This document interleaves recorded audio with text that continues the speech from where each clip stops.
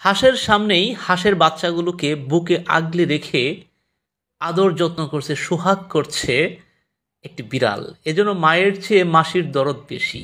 এবার হাঁসের বাচ্চাগুলোকে বিড়ালটি নিয়ে যাচ্ছে জলাশয়ে সাঁতার প্র্যাকটিস করানোর জন্য।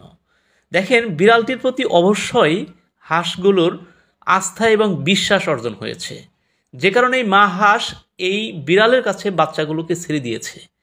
ঠিক আছে, আমরা তো সাধারণত দেখি মা হাঁস যদি জলাশয়ে যায় তার পিছনে পিছনে বাচ্চা হাঁসগুলোও ছুটে যায়, কিন্তু এখানে কিন্তু উল্টা, একটা বিড়ালের পিছনে পিছনে ছুটে আসছে এই বাচ্চাগুলো এবং মা হাঁসের সামনে থেকেই কিন্তু বেরিয়ে আসছে।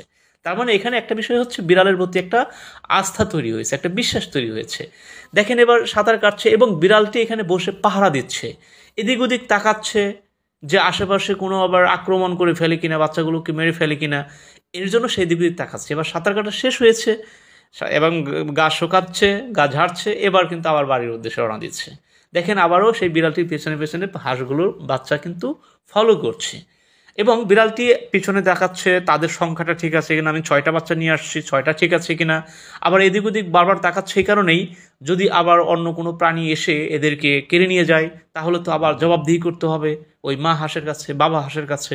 যে কারণে এদিক ওদিক তাকাচ্ছে এবং সতর্কতার সাথে বাচ্চাগুলোকে বাড়ি পর্যন্ত নিয়ে যাচ্ছে। দেখেন, বারবার এদিক দিক তাকাচ্ছে। কেন তাকাচ্ছে? ওই কারণেই, যাতে অন্য কোনো প্রাণী এসে এদেরকে কেড়ে নিতে না পারে।